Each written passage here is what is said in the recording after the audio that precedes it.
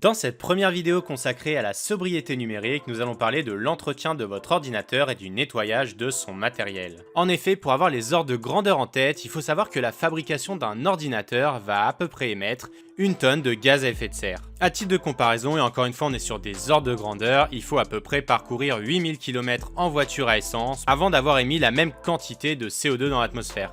Et on voit d'ailleurs sur ce graphique du Shift Project que la production des ordinateurs consomme à peu près 17% de la consommation d'énergie du numérique total. Donc vous l'avez compris, la production d'un ordinateur consomme beaucoup d'énergie et donc rejette beaucoup de CO2.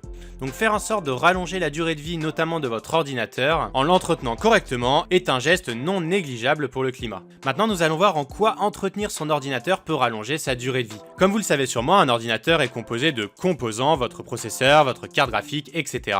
Et lorsque ces composants sont en fonctionnement, ils émettent de la chaleur.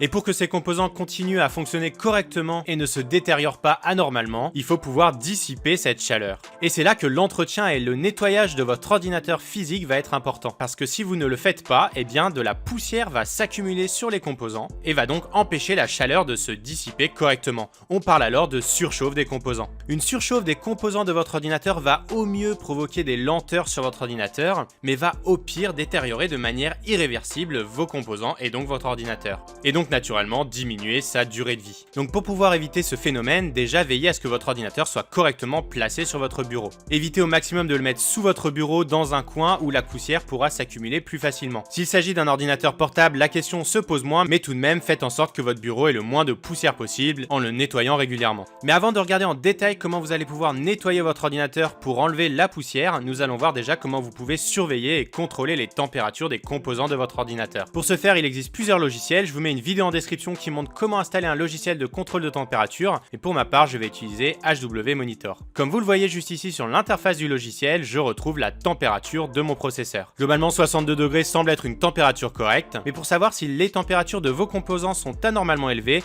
je vous renvoie aux caractéristiques de votre ordinateur sur le site du constructeur tout simplement. Mais globalement si on dépasse 100 degrés, c'est rarement bon signe. Et sans même aller jusqu'à installer un logiciel de contrôle de température, vous pouvez tout simplement sentir la température sur votre ordinateur directement avec votre main. Ça pourra déjà vous donner une bonne idée de si votre ordinateur surchauffe ou pas. Ensuite, pour nettoyer votre ordinateur, il existe plusieurs méthodes en fonction de si vous avez un ordinateur fixe ou un ordinateur portable. Il existe également plusieurs outils, mais ce qu'il faut garder en tête, c'est que ça reste une opération délicate. Vous pouvez dans un premier temps procéder à un nettoyage avec un chiffon directement à la main en enlevant la poussière en surface et sur les grilles d'aération, mais si ça ne suffit pas, il va falloir aller plus en profondeur. Vous pouvez par exemple utiliser un aspirateur pour aspirer la poussière en surface dans les grilles de ventilation, ou alors il existe des bombes à air que vous pouvez également utiliser dans les grilles de ventilation. Pour un ordinateur fixe, vous pouvez également le démonter et aller appliquer les mêmes processus mais directement à l'intérieur de l'ordinateur. Encore une fois, ça reste des opérations délicates, faites très attention quand vous le faites, ne touchez surtout pas les composants et surtout débranchez votre ordinateur avant de le faire.